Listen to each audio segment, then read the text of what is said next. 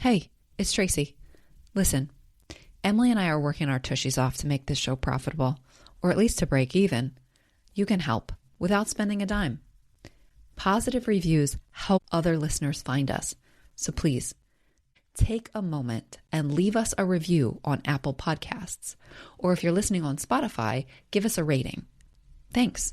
But the fact that Kurgan is a danger to everything and everyone that Connor loves is kind of representative to the fears of being a gay man in the 1980s, that the specter of AIDS and sexual violence could be a danger to everyone you love.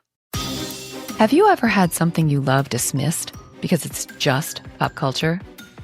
What others might deem stupid shit, you know matters. You know it's worth talking and thinking about. And so do we. So come overthink with us as we delve into our deep thoughts about stupid shit. I'm Emily Guy Birkin, and you're listening to Deep Thoughts About Stupid Shit, because pop culture is still culture, and shouldn't you know what's in your head? On today's episode, I'll be sharing my deep thoughts about the 1986 cult classic Highlander with my sister, Tracie Guy Decker, and with you. Let's dive in. Now, real quick, before I turn to my sister, listener, if you haven't yet, I'm going to ask you to please take a moment to follow the show on Apple or Spotify or wherever you get your pods. It is a quick and free way to help us grow the show, and we would really appreciate it. Now that I've said that, Tracie, I know you have seen this film. It was one of the absolute favorites of our stepfather. But tell me what's in your head about Highlander. And we're just talking about the show. We're not talking about the franchise, the TV show, just the movie, just the first movie. Yeah, just the first movie. Yeah. It was one of our stepfather's favorites. And so I remember watching it with him. I remember Connor MacLeod of the Clan MacLeod. I remember There Can Be Only One. I have, a couple of very sort of flash vignettes in my head are like he dies or almost dies and then comes back in the pub the next day, like in ancient times, and people are like, oh, he's a witch or something like that. I remember that he watches his wife grow old and die and how sad that was. That's it. That's what I got. Those are the things that I have about Highlander. So I know there's fighting and stuff, but I can't remember why or with whom. I know he's immortal, and I don't remember how that resolves. So yeah, that's what I got. Why are we talking about this today? I honestly can't remember how it ended up on the list, what reminded me of the movie. It's like a bonkers concept that is just kind of fun and weird and so very 80s. And so it was on the list and I was like, oh yeah, that was cool. And so I was like, okay, let's take a look at it. Oh my goodness, this movie. This movie is not what our stepdad thought it was. I'm not going to tell him you said that. Because while yes, it is a very kind of high concept fantasy action film, it is that. It's also a very, very not subtle metaphor for homosexuality. And it is not even remotely subtle. Longtime listeners might recall that I'm not good with subtext necessarily.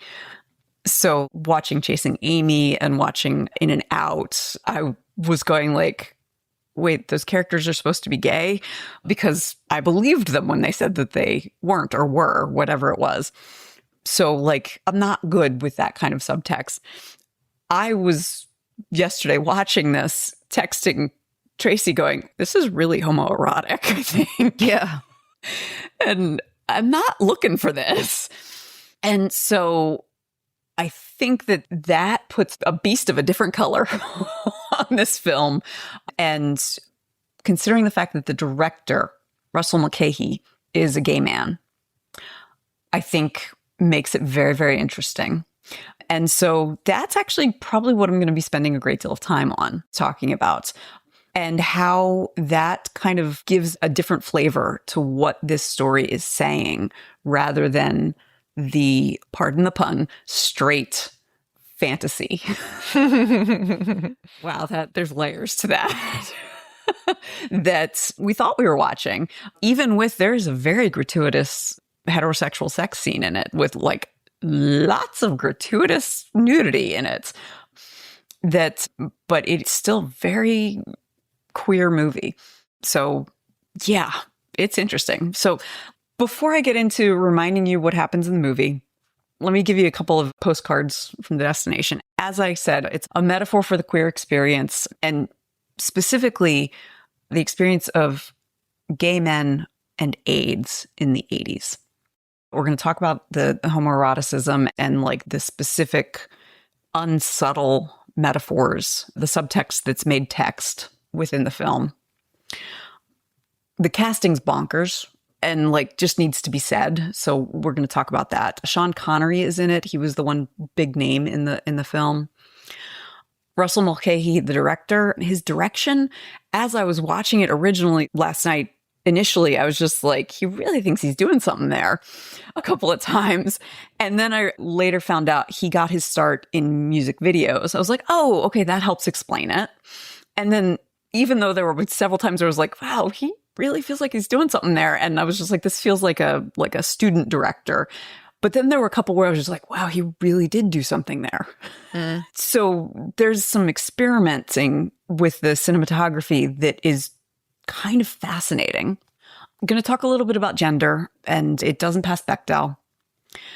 There's aspects of New York in the 1980s, which I talked about the last time because I was talking about Night Court. So I'm going to get into that a little bit. The theatrical cut in the Europe was 116 minutes. In the United States was 111 minutes. And there are I'm not sure which we saw as kids because I know we didn't see it in the theater. So the version I saw yesterday was the original, the director's cut, the 116-minute version. And there's one scene in particular that Mulcahy was livid that they cut for the US version. So I want to talk about what that was. So those are some of the things that I'm going to be discussing. So just to kind of give you background, I am going to kind of give you characters rather than like beginning to end. So we have Connor MacLeod, who is played by Christopher Lambert, who is a French-American actor. He was born in America, but raised in France, did not speak English. Wait, what? Russell Mulcahy saw a picture of him in a magazine. He says, that's the look I want, and hired him. And so he had to have a dialect coach. To learn English with a Scottish accent. And he didn't speak any English. Which is part of the reason why his accent is so freaking weird. Okay. So, because he was hired because he looked the way Mulcahy wanted Connor to look. Which I think is also why he was his first part he was in 1984. He was in Tarzan, The Legend of Greystoke, or whatever it is. And he was hired in part because he is nearsighted and didn't have contact lenses. And so he would be looking far off in the distance because he couldn't see. You're saying that's why he was hired for Tarzan? Yes. Because he had this kind of far away look.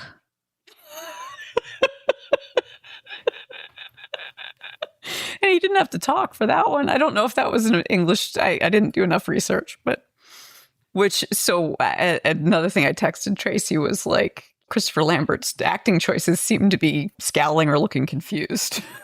Befuddled is the word that you put Befuddled, in the text. Yes. Mm-hmm.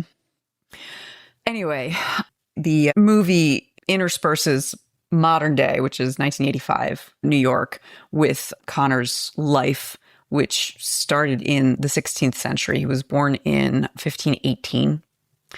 In 1536 as an 18-year-old, although Lambert was 29 and a hard-looking 29, he went to battle, his clan went to battle against the Fraser clan.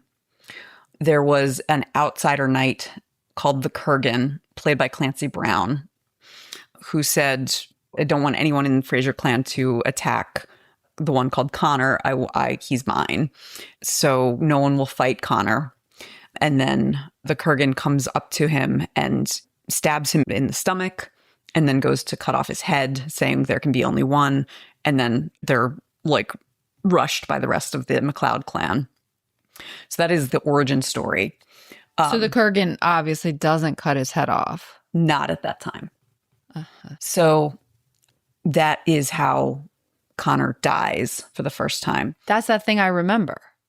He is an immortal. And he doesn't know anything about it. All he knows is that he is brought back. They pray over him. His girlfriend, Kate, is wailing that he's dying. And then the next day, he is banished from the village because they think he must be in league with the devil because he should have died and didn't. They wanted to burn him at the stake, but one of the clan leaders, Angus, shows him kindness and says, get out of here while you can. But burning him at the stake wouldn't have done anything anyway because he is immortal. Unless his head is cut off, apparently. Yes. So we see interspersed with MacLeod in the 20th century is going by Russell Nash. And we see him at Madison Square Garden watching a wrestling match. And he goes to the parking garage and has this epic sword fight with a man named Iman Facile. And he cuts off Facile's head and receives electricity. Oh, I do remember that. Yeah. Yeah. Like the soul comes out of the headless body into him. Yeah. Mm-hmm. And he is arrested because he's looking pretty shifty and trying to get out of the parking garage because I write about money, the electricity causes all the electric to short out. The quickening is what they call it. Right. So the quickening causes everything to short out and all the glass on every car to break everywhere around him. And so he hides his sword and is trying to get out. And so I'm sitting there going, how would the insurance claims handle those about the cars? Anyway, so in the past, Connor ends up meeting a woman named Heather. They marry. They are together for several years and very happy when Juan Ramirez, played by Sean Connery, noted Spaniard. So they're in Scotland. This French dude is playing a Scottish dude. And then the most famous Scottish man in the world they cast as someone named Juan what? Juan Ramirez? Juan, it's longer than that. There's a bunch in the middle. A Spanish custom. Yeah. So Sean sort of sounds like Juan. Sean Connery. Juan. Okay. All right. I'm with you. The most famous Scottish man in the world in a film about Scots plays a Spaniard. And what does Juan Connery do? MacLeod says, what do you want? And Ramirez says, you. That's not hot. Okay. And basically he introduces him to what it means to be immortal. And he says, you were born different and men will fear you because of it. Huh. Subtext. Okay. So Juan is like a mentor of sorts. Yes. Okay. So, well, that's appropriate for Sean Connery in a Scottish film. Yes. And he has been alive for 2,400 years. Oh. And he's not actually a Spaniard. He's Egyptian. He just is most recently, Ramirez is his most recent name.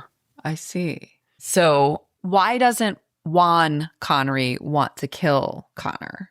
Because there will eventually be something called the Gathering, when all of the immortals, when there are a dwindling few left, and they will all gather in a faraway land and they'll kill each other until there is only one who will receive the prize. We never find out how Juan Connery knows this or how they know this. And if the Kurgan, who is the strongest, and it is suggested that he is the oldest of the immortals, does this, then it will be horrible for humanity.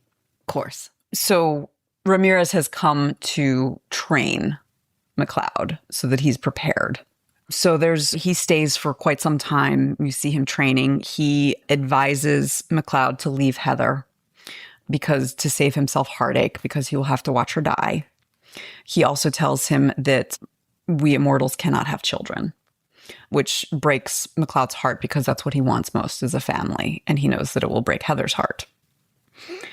There is an evening when MacLeod is away, it's unclear why, where Heather and Ramirez are chatting and having wine. And Ramirez says, Heather, you need to get out because the Kurgan has come. There is a ridiculous fight scene where the kind of half castle tour thing that they're in is exploding as they fight. It's so ridiculous. But the Kurgan and Ramirez fight, and the Kurgan kills Ramirez and is left alone with Heather. And we don't see what happens after that. We see the Kurgan say, hello, pretty. And then we go back to the... Oh, so we can assume that he raped her? It's more than an assumption. Oh. We go back to the current time. In the current time, there is a forensic police officer named Brenda, who also is an expert in weapons and metallurgy, like you do. It's a hobby. She has a book that's 3 inches thick that she has published. So she's a hyperfixated hobby. Okay. So she has been following Russell Nash / Connor MacLeod, and she sees him be attacked by the Kurgan, and they are fighting. She's kind of in the middle when a police helicopter comes by.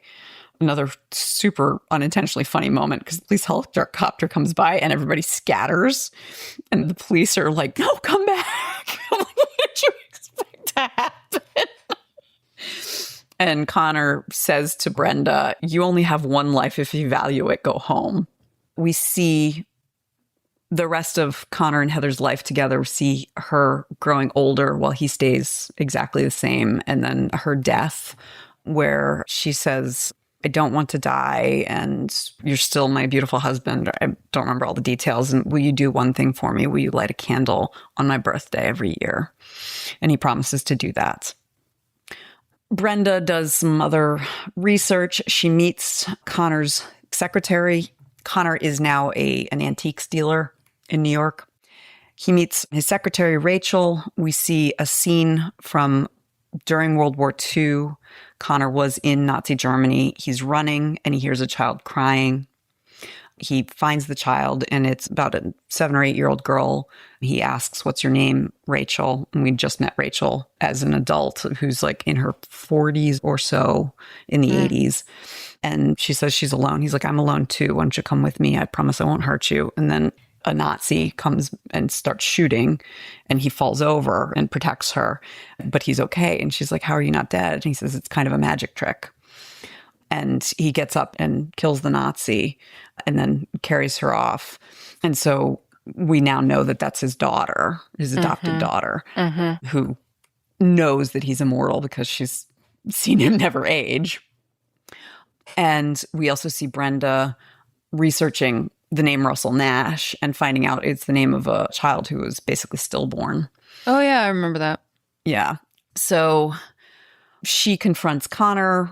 Connor says, stab me. Like she you do. does. Like you do. She does, which leads to the gratuitous sex scene. Oh, yeah. And then there's a friend, just to make it clear that there are more immortals in the world. There's a friend who comes in town who says, the gathering's coming.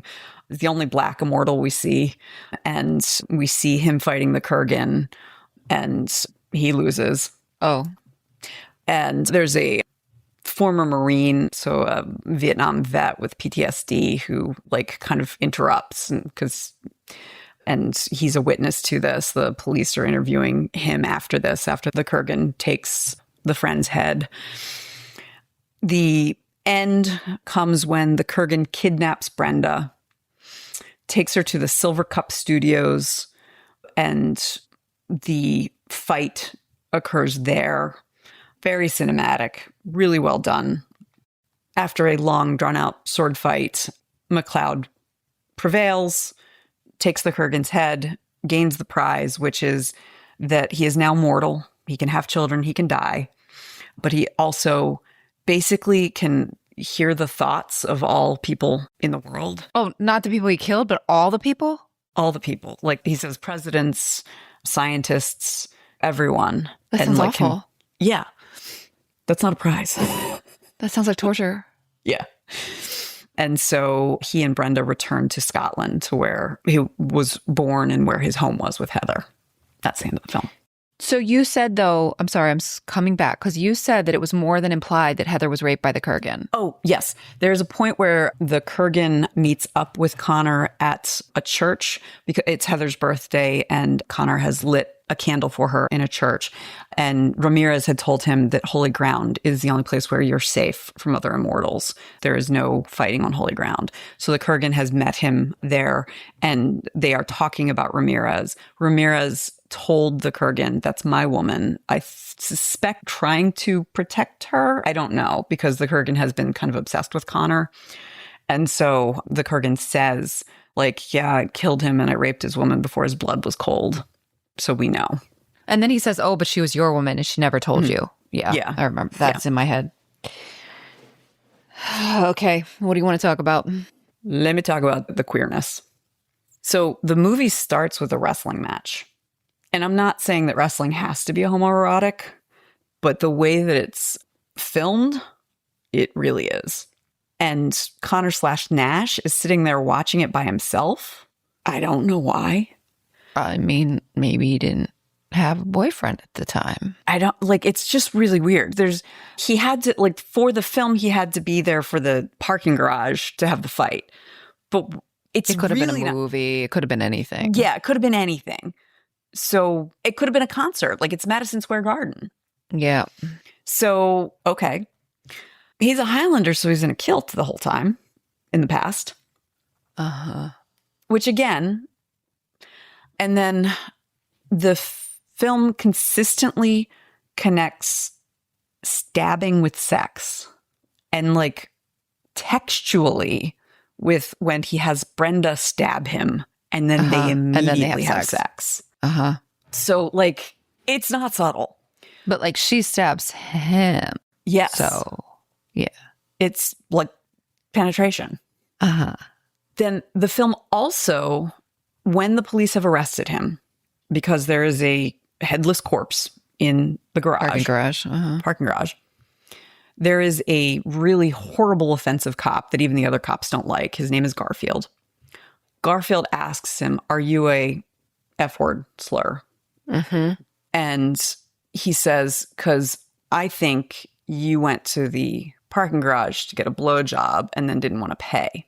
So again, like, the movie's making it text. Mm-hmm. Mm-hmm. That's an experience. And to the movie maker's credit and Connor's credit, he turns to Garfield and says, how dare you say that to me? He doesn't say, how dare you say that to me? Or, like, he's not offended on his own behalf. He says, you are really sick.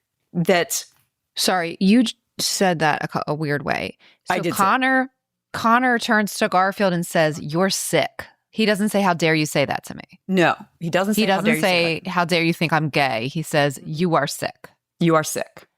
So the idea that I would kill someone over that is sick, not the idea that sex between men is horrifying. Got it. Because when that happened, I was just like, oh God, oh dear God, what's going to happen? Like, in that scene. And, like, I appreciated that the response was, you're sick. Because that's a reasonable response to like, someone making such a suggestion. Right, right. The other thing that was fascinating is the way that the immortals interact with each other is they take each other's heads. Uh-huh. And all the immortals are men. And the one that loses his head then spooges a bunch of soul ectoplasm everywhere. Yeah. Now, the other thing that the point at which I texted you, like, this movie is kind of homoerotic, was during the Ramirez training MacLeod montage. So you may remember, like, Ramirez is dressed the way a Spaniard would have dressed in the 16th century. So he's got, like, peacock feathers. He's wearing a pearl earring. And Connor says, you dress like a woman, calls him a peacock. And he also calls him a haggis because of the way he's dressed. It's, like, stuffed or something like that, but a haggis is a kind of sausage. Right. So, and then basically Ramirez is teaching him how his body works. And he says things to him like, don't overextend your thrust. Uh-huh. And there's a point where they are on the beach and there is a stag nearby. And Like a deer. Uh-huh. Ramirez is behind Connor and says, close your eyes, feel the stag. You can feel his heartbeat. And like they both do. And then they both start running on sand, like joyfully. Uh-huh. Yeah. It's... It's like if Yoda and Luke were like Sean Connery and a hot French dude. Yeah, except that Yoda and Luke were... Well, because one was a puppet. Yeah. The other thing is when, so Connor and Heather are canoodling when Ramirez first arrives. And like when you first encounter another immortal, you can feel it. Your spidey senses go off, but it makes you feel ill. Mm-hmm. And so Connor tells Heather to go inside. And he is on his knees in front of Ramirez, who is standing. Oh, that's not subtle. Yeah. So like it's all there. It's all there. there. So there's all of that is in there.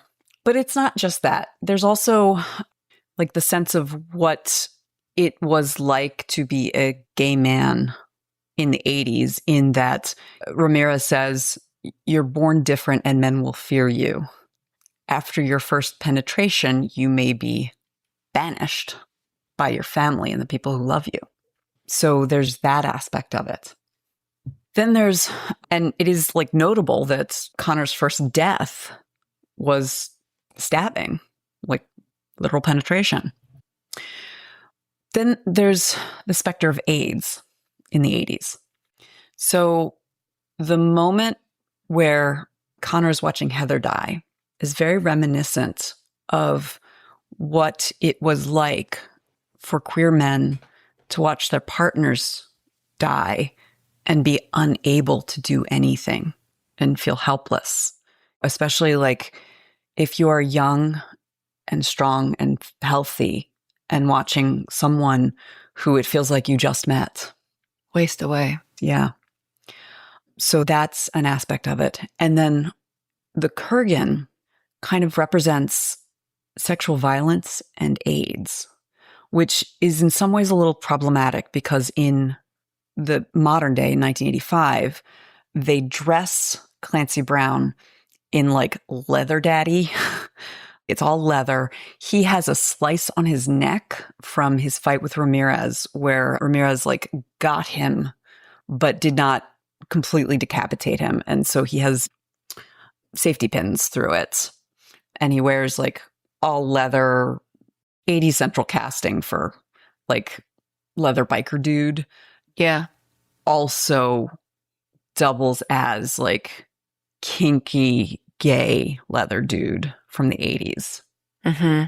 That sailed over my head, obviously. Mm-hmm. I'm sure sailed over the heads. I mean, maybe our stepfather might have clocked that as gay coded. I don't know. Maybe. But the fact that Kurgan is a danger to everything and everyone that Connor loves is kind of representative to the fears of being a gay man in the 1980s, that the specter of AIDS and sexual violence could be a danger to everyone you love in such a dangerous time to be gay. And I want to say, I did not come up with that. I'm going to include a link in the show notes to a video of a content creator who drew together those dots for me. Like I kind of gathered a few of them, but several, like the direct line this creator drew for me. So also the fact that they had the gathering happen in New York City in the 80s, which I am not as cognizant of queer history in the 1980s as I could be. But that was important for gay men, for what was going on with the AIDS epidemic, all of that as well, when it could have been anywhere. Mm-hmm. So all that to say is this movie is not about immortal men battling for a prize. So what about the fact that if the Kurgan wins, we know from Juan Connery that it will be bad for all of humanity? What about, how does that fit into your metaphor, or to this other content creator's metaphor of the Kurgan as AIDS and sexual violence? I think within that metaphor, I think that then is the idea that something Christopher Lambert has said, and something that several reviewers have said that they appreciate about this very weird film, is that MacLeod still feels hopeful and still allows himself to love even after 400 years of life, when it would be very difficult to do that. Yeah. And so in some ways, he's still like the best of humanity, even after having seen so much awfulness and so much horror, and having lost this great love, two great loves, because he did love Ramirez, and then having lost Heather in two, that's the other aspect of it, in two very different ways. Mm-hmm. He lost Ramirez in a sudden act of violence, which is, mm-hmm. and then losing Heather to slow devastation. Mm-hmm. And so I feel like within this metaphor, it's saying that letting the fears, like the fear of homosexuality and the fear of love, win. It's going to be so much darker for the world than being open to letting yourself connect with people, letting yourself be open to new relationships and new loves, even knowing the horrors that this world can perpetrate on marginalized groups. Okay.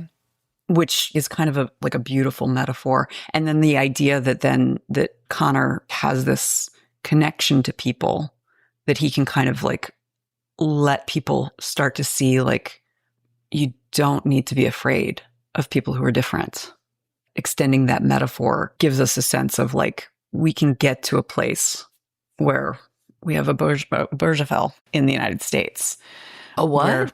Obergefell, the marriage. Oh, that's not how I pronounce that word, but okay. That name.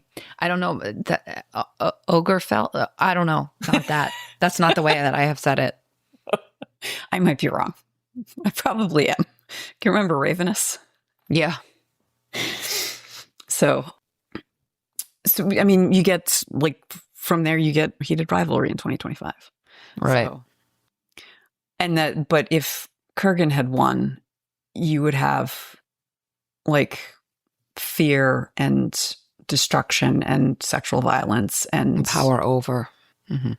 and retribution and whatever. Yeah, that's why Juan Connery didn't want the Kurgan to know that Heather was Connor's partner, because the Kurgan wouldn't have just raped her; he would have killed her, just out of cruelty. Okay. Let's talk about the direction and cinematography, because in your intro, you were like, sometimes I was like, oh, well, he's very proud of himself on that one. And the other times you're like, oh, he should be very proud of himself on that one. Those weren't the way you said it, but I'm just paraphrasing. So talk to me about that. What are you reacting to? So in the first fight in the parking garage, there's a point where, so the Fassel who he's fighting, who was played by, I think, the stunt coordinator. And another thing, I think I was texting, it was like, there is a lot of gratuitous backflips in this movie. Right. You did say that. Like, that is not the most efficient way to get around in the middle of a fight. But I think that actor was actually doing the backflips because he's the actual stunt coordinator and stunt person. But he was wearing these mirrored sunglasses and they fell off of him and they're sitting on the ground. And so there's a point where the camera is focused on the glasses. And so you're seeing something in the reflection. And it felt very like senior thesis in film school. Right. You know, it would be cool. It would be cool if they were like, yeah. Mm-hmm. I couldn't quibble with, like, it was very well set up. All of that was well done. It just was like Took itself a little too sweetie, no. seriously. Yeah.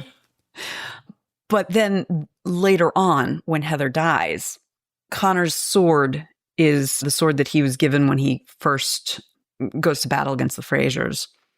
And it's a broadsword. It says MacLeod across the pommel. And they show him burying Heather.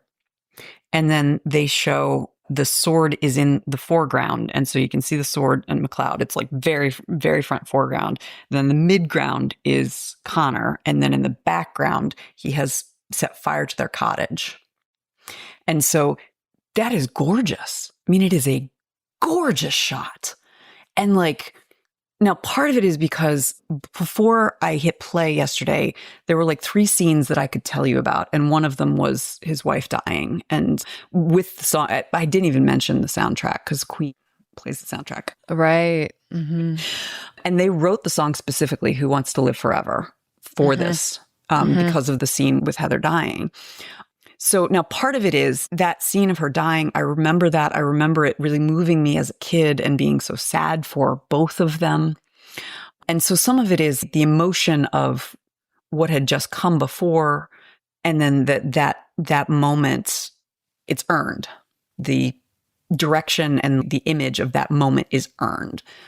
But it's also just really beautiful. It could be a still image. Like I could see someone drawing it or painting it and it working even without the background of the scene that just came before. So, and there were several moments like that. There was also the way that the editing worked. So we get the whole scene with he's watching the wrestling. We see him remembering a little bit in the past, but we don't get a whole lot in the past. Then we see the fight with Facile. And then after Facile dies, the camera pans up in the garage and then it goes up to above ground, but we're in Scotland in 1536. And I read someone saying that a low budget film does more creative things with that kind of transition. Because there's another transition where we go into his eye and then go somewhere else. And I think that was another one I was just like, senior in film school. But the one where like panning up and then we're in Scotland, that was amazing. That worked really well. So some of these overall, I'm really glad that Mulcahy experimented. Like, I think he did some really, really interesting things. I think that they were just fascinating ways of playing with the medium that you don't get with big budget films and that make the movie more dynamic than it would be. But then there were things like I think I mentioned where I'm calling it a tour because I don't know, like I think TOR, but Heather and Connor are living in this kind of a ruined partial castle. It's like a turret and it's got stairs going up. And that's where they are. That's where Ramirez and Heather are when the Kurgan comes. And like Ramirez and the Kurgan are like hitting the stones with their swords and the stones were like exploding. I was laughing my ass off. And it was not supposed to be funny. Like, this was not a scene that was intended to be humorous. And I could not stop giggling because why are these stones like exploding? Like they weren't just sparking from metal against stone. No, they were like breaking in like shattering. Yeah. And like, I think they were trying to show like just how powerful these two swordsmen were. Yep. But you could kind of see that these were foam. And it was also just like, no, I'm sorry. Like, I will buy that there are, 2,000-year-old men going around trying to cut each other's heads. I'm not buying that they can destroy a tower this way with nothing but swords. Sorry.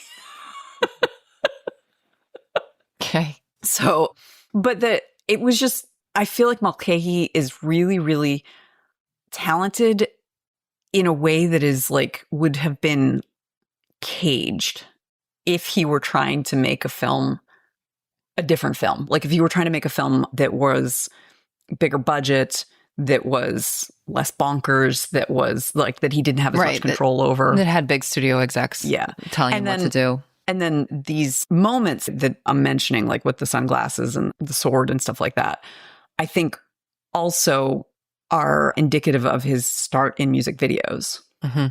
Yeah. Because that seems like the sort of thing that you would see in music videos because you have so much less like... And time. Yeah. I wonder if he would have benefited from an editor, like if he was T.S. Eliot and he needed Ezra Pound. Yes. To like help him get to the actual core of the poem. Mm-hmm. And hopefully his Ezra would not be a fascist. But anyway. And actually most film editors are women. Interesting. Yeah. Does not pass Bechdel. You said that Rachel and Brenda talk to one another, but they talk about Connor. The treatment of women in this movie is interesting in that, so I wish we had more with Rachel because that feels like the most real, most authentic relationship Connor has of any that we see. And so the scene that was cut that Mulcahy was furious about was the scene where he finds Rachel as a child. And that's where I was like, I have no memory one way or the other. Why would they cut that for American audiences? No idea. Huh. So now I will say some of the stuff they do of him throughout time does feel like, why are we doing this? So there's a point where he and his friend who's killed by the Kurgan in 1985 are reminiscing about something that happened in 1783. And that was cut for American audiences. And I kind of understand it because it doesn't really add anything to the movie. And it also lends itself to, like, I understand why they made a TV show because it gives you more opportunity to do these kind of fun. Like, it was fun. Right. But it doesn't advance the story. Didn't advance the story in any way. And like, I could see maybe American executives saying this doesn't advance the story in any way, but it does. It gives us we need to understand who Rachel is, and we can't understand it without that. Yeah, and the fact that she came from such trauma that he rescued her from. Yeah.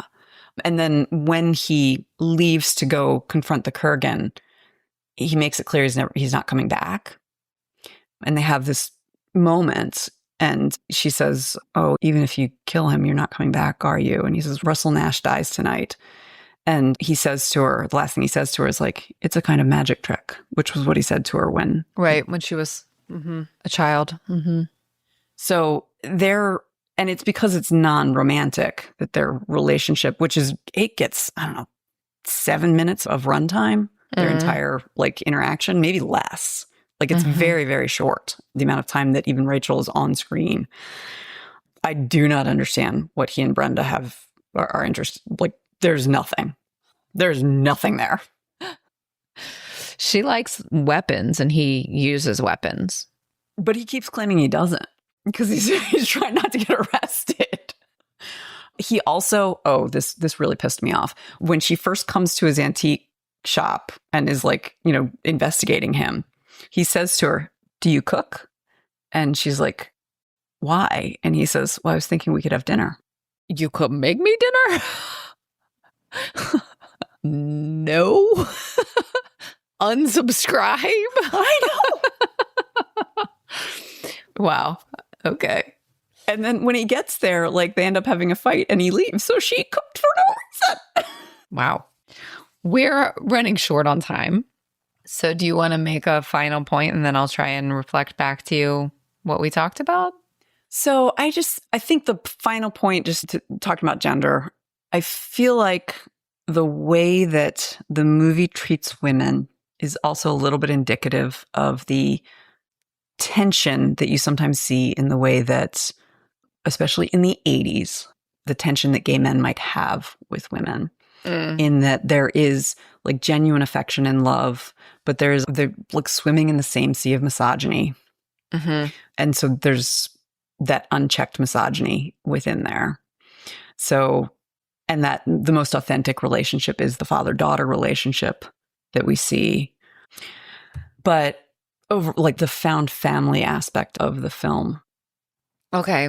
So I'm going to reflect back to you what I heard about Highlander, which is that this movie is, which we missed completely when we watched it and rewatched it and rewatched it when we were young. This movie is pretty queer, sounds. It is so queer. So our stepdad will not be happy to hear that. So not just that there's homoerotic moments of watching a wrestling scene or that mentor-mentee moment with a stag on the beach, but also actually like the structures of this film, like how they die and the fact that some of the beats of the story of Connor, like the fact that he gets kicked out and banished after his first penetration. And I don't remember, you laid it all out pretty clearly. Yeah, and then they spooge Electro. They spooge, what's the word, ectoplasm afterward. Yeah, and the big bad guy is a metaphor for sexual violence and for AIDS and fear, I think. Oh, part of the queer allegory is the way that Juan Connery names that you're born different and men will fear you because of it. So that's like a big part of what we talked about. We did also, since I'm calling him Juan Connery, talk about the Bonkers casting here, where we've got this movie about Scotland and we have the most famous Scottish man maybe ever, but certainly in the 20th century playing someone who is not Scottish. And then we've got this French dude who didn't speak English before he got the part, trying to speak English with a Scottish accent. So, And I have to tell you, once I knew that he was French, I could hear the accent sometimes, like especially toward like when he was shouting or towards the end. I was just like, oh, that's what that is. Oh, wow. So you noted the sort of direction cinematography where the director like had really interesting ideas to do things in much cheaper ways. Sometimes they worked, sometimes they took themselves too seriously, and we wondered if he wouldn't have done well for a better editor, potentially. Someone who could push back against him and make him kill his darlings. There was some things cut in the American release that had us both scratching our heads, including the fact that his adoptive daughter was an adoptive daughter and he had rescued her from the Nazis. And also some stuff like about his like life over time that maybe didn't advance the plot, but was fun. And then we also spoke about sort of New York in the 1980s as what that represented to American culture and as like a hotbed of gay culture and the fear and all of the things that were going on in that kind of milieu. And what was I just thinking? I was just thinking, oh, you were speaking of milieu and sort of like looking at this with this clear queer lens. This movie that doesn't pass Bechdel has a comportment, if you will, toward women that is reminiscent of some gay men, especially in the late 20th century, toward women, where there's genuine affection, but maybe still casual and baked in misogyny. And that's all we have time for today. But listeners, we will record the shit we forgot to say because I know my sister has more to say about this film. So if you're a patron or if you want to listen, head on over to our Patreon to hear that. And stay tuned for next week when I'm going to bring my deep thoughts about Underworld. Ooh. The first one, the vampire and werewolf movie that includes Michael Sheen, of whom I am a fan. This show is a labor of love, but that doesn't make it free to produce. If you enjoy it even half as much as we do, please consider helping to keep us overthinking. You can support us at our Patreon. There's a link in the show notes. Or leave a positive review so others can find us. And of course, share the show with your people. Thanks for listening. Our theme music is Professor Umlaut by Kevin MacLeod from Incompetech.com. Find full music credits in the show notes. Thank you to Resonate Recordings for editing today's episode.